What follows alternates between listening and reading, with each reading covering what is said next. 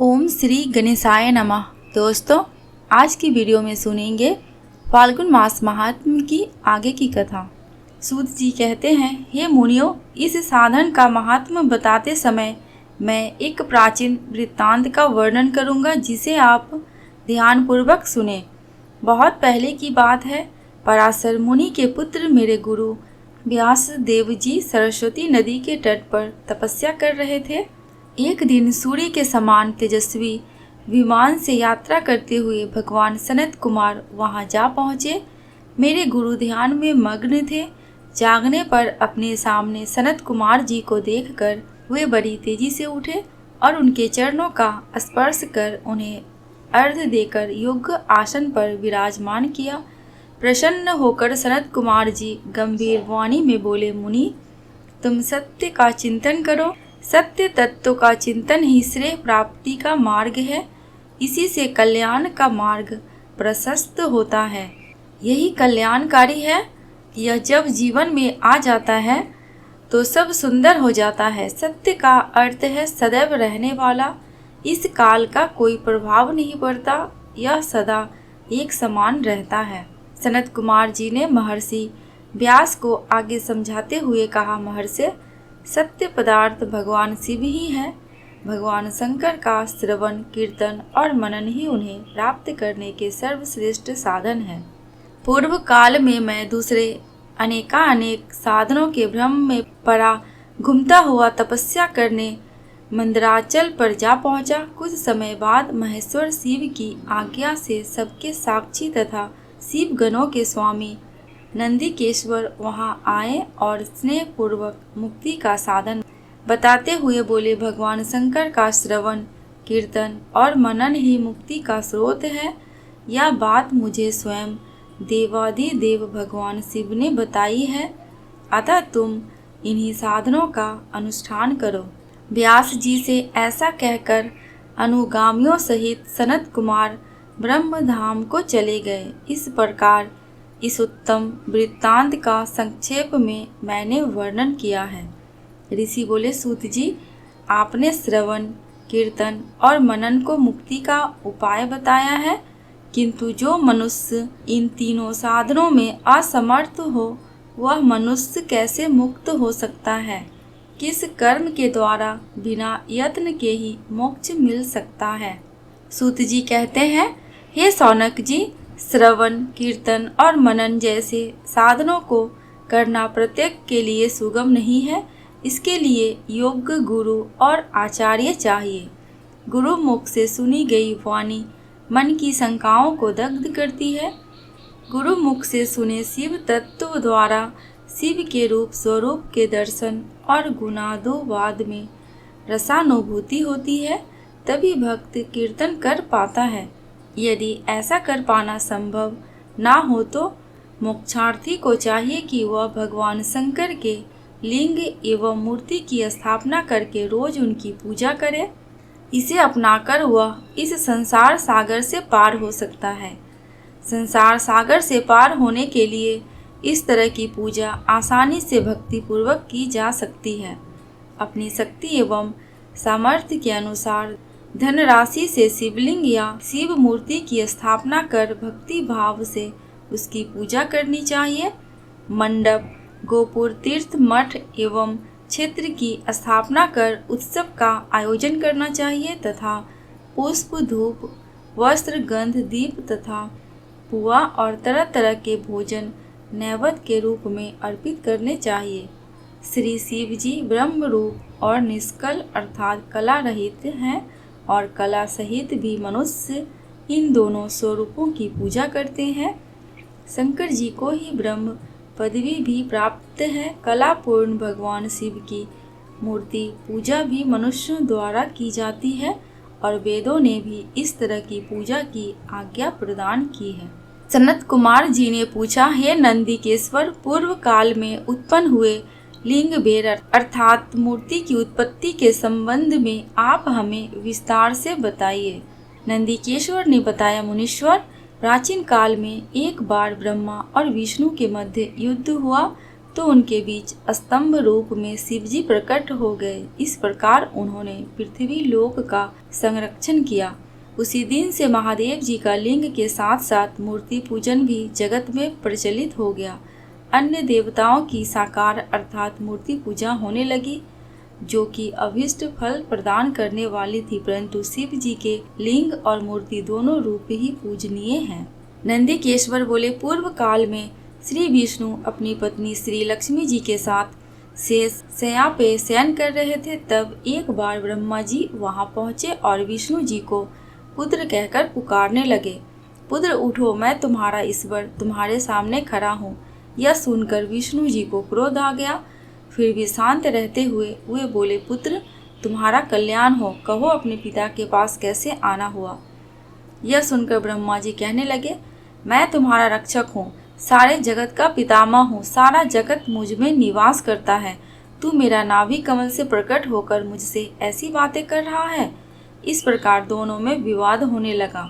तब वे दोनों अपने ही प्रभु कहते कहते एक दूसरे का वध करने को तैयार हो गए। हंस और गरुड़ पर बैठे दोनों परस्पर युद्ध करने लगे। ब्रह्मा जी के वक्ष स्थल में विष्णु जी ने अनेकों अस्त्रों का प्रहार करके उन्हें व्याकुल कर दिया। इससे कुपित हो ब्रह्मा जी ने भी पलटकर भयानक प्रहार किया। उनके पारस्परिक आघातों से देवताओं में हलचल मच गई। वे घबराए और त्रिशूलधारी भगवान शिव के पास गए और उन्हें सारी व्यथा बताई। भगवान शिव अपनी सभा में उमा देवी सहित सिंहासन पर विराजमान थे और मंद मंद मुस्कुरा रहे थे। महादेव जी बोले, पुत्रों मैं जानता हूँ कि तुम ब्रह्मा और विष्णु के परस्पर युद्ध से बहुत दुखी हो। तुम डरो मत, मैं अपने गणों के साथ तुम्हारे साथ चलता हूँ। तब भगवान शिव अपने नंदी पर आरूढ़ हो देवताओं सहित युद्ध स्थल की ओर चल दिए। वहां छिपकर वे ब्रह्मा विष्णु के युद्ध को देखने लगे।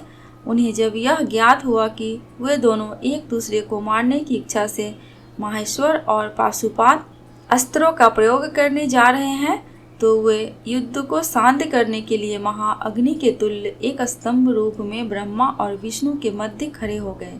महाअग्नि के प्रकट होते ही दोनों के अस्त्र स्वयं ही शांत हो गए। अस्त्रों को शांत होते देखकर ब्रह्मा और विष्णु दोनों कहने लगे कि इस अग्नि स्वरूप स्तंभ के बारे में हमें जानकारी करनी चाहिए। दोनों ने उसकी परीक्षा लेने का निर्णय लिया। भगवान विष्णु ने शुक्र रूप धारण किया और उसको देखने के लिए नीचे धरती पर चल दिए। ब्रह्मा जी हंस का रूप धारण करके ऊपर की ओर चल दिए। पाताल में बहुत नीचे जाने पर भी विष्णु जी को स्तंभ का अंत नहीं मिला, अतः वे वापस चले आए। ब्रह्मा जी ने आकाश में जाकर केतकी का फूल देखा। वे उस फूल को लेकर विष्णु जी के पास गए। विष्णु जी उनके चरण पकड़ लिए। ब्रह्मा जी के छल को देखकर भगवान शिव प्रकट हुए। विष्णु जी की महानता से शिव प्रसन्न होकर बोले, हे विष्णु जी, आप सत्य बोलते हैं, अतः मैं आपको अपनी समानता का अधिकार देता हूँ। नंदीकेश्वर बोले, महादेव जी ब्रह्मा जी के छल पर अत्यंत क्रोधित हुए। उन्होंने अपने तीसरी आंख से भैरव को प्रकट किया और उन्हें आज्ञा दी कि वह तलवार से ब्रह्मा जी को दंड दे। आज्ञा पाते ही भैरव ने ब्रह्मा जी के बाल पकड़ लिए और उनका 5वां सिर काट दिया। ब्रह्मा जी डर के मारे कांपने लगे। उन्होंने भैरव के चरण पकड़ लिए तथा क्षमा मांगने लगे। इसे देखकर श्री विष्णु ने भगवान शिव से प्रार्थना की कि आपकी कृपा से ही ब्रह्मा जी को 5वां सिर मिला था, अतः आप इन्हें क्षमा कर दे। तब शिव जी की आज्ञा पाकर ब्रह्मा को भैरव ने छोड़ दिया। शिव जी ने कहा, तुमने प्रतिष्ठा और ईश्वरत्व को दिखाने के लिए छल किया, इसलिए मैं तुम्हें श्राप देता हूँ कि तुम सत्कार, स्थान व उत्सव से विहीन रहोगे। ब्रह्मा जी को अपनी गलती का पछतावा हुआ। उन्होंने भगवान शिव के चरण पकड़कर क्षमा मांगी और निवेदन किया कि वे उनका 5वां सिर पुनः प्रदान करें। महादेव जी ने कहा, जगत की स्थिति को बिगड़ने से बचाने के लिए पापी को दंड अवश्य देना चाहिए ताकि लोक मर्यादा बनी रहे। मैं तुम्हें वरदान देता हूँ कि तुम गणों के आचार्य कहलाओगे और तुम्हारे बिना यज्ञ पूर्ण ना होंगे। फिर उन्होंने केतकी के पुष्प से कहा, अरे दुष्ट केतकी पुष्प, अब मेरी पूजा के अयोग्य रहोगे। तब केतकी पुष्प बहुत दुखी हुआ और उनके चरणों में गिरकर माफी मांगने लगा। तब महादेव जी ने कहा, मेरा वचन तो झूठा नहीं हो सकता, इसलिए तू मेरे भक्तों के योग्य होगा, इस प्रकार तेरा जन्म सफल हो जाएगा।